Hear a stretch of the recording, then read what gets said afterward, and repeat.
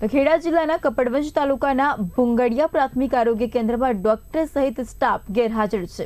Doctor, pharmacist અને lab technician ગેરહાજર રહેવાથી દર્દીઓને અગવડ પડી છે, તો દર્દીઓને સારવાર વિના પરત ફરવાની નોબત આવી છે। પટાવાડા સિવાય આરોગ્ય કેન્દ્રમાં કોઈ કર્મચારી હાજર નથી, તો ચોમાસામાં દર્દીઓની સંખ્યા વધવા છતાં આરોગ્ય સેવાઓ ખોરવાતા ગ્રામજનો આરોગ્ય વિભાગ સામે રોષ વ્યક્ત કરી તાત્કાલિક નિયમિત સ્ટાફની નિમણૂક કરવા માંગ કરી।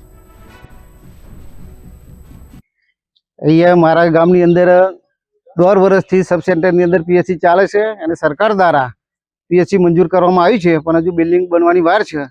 તો અહીંયા સબ સેન્ટરની અંદર પીએચસી ચાલુ છે, તો વારંવાર અમે અવારનવાર આવતા રહેતા હોય ત્યારે અહીંયા કોઈ સ્ટાફ હાજર હતો નથી, ફક્ત પટાવાળા એકલા જ હોય। જો સરકાર આટલો બધો આરોગ્ય પાછળ ખર્ચો કરતો હોય અને જો પટાવાળાથી જ આ પીએચસી ચલાવવાનું હોય તો કોઈ મતલબ નથી। ગમે ત્યાં આવ્યો તો ત્રીજી વખત અમે જોયું અને 2-3 વખત ઉપર રજૂઆત કરી અને પછી 2-3 વખત ઉપર રજૂઆત કરી પછી છેલ્લે સમાધાન કર્યું, પણ આજે આવ્યા તો આજે પણ કોઈ હાજર નથી। વારંવાર આવું થતું જ રહે, એટલે હવે આ પીએચસી ને અમારે તો તારું મારવું કે ચલાવવું એ પરિસ્થિતિ છે। રજૂઆત કરવામાં આવી છે? હા, રજૂઆત કરવામાં સીઓચને કરવામાં આવી છે। હવે આવીને મેં ધારાસભ્ય સાહેબને ફોન કર્યો, સીઓચ અંકુરભાઈને ફોન કર્યો, બરાબર, તો કે અમે સ્ટાફને નોટિસ આપીશું, આવું કરીશું। દર વખત આવું બોણો બતાવે છે, પણ પીએચસીમાં કોઈ દિવસ કોઈ હાજર હતું જ નહીં।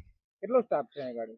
સ્ટાફ તો 8 થી 10 જણનો સ્ટાફ છે, ખાલી 3 પટાવાળા 4 પટાવાળા જ હાજર હોય છે, ફાર્મસી કે કોઈ હાજર જ નહીં હોતો।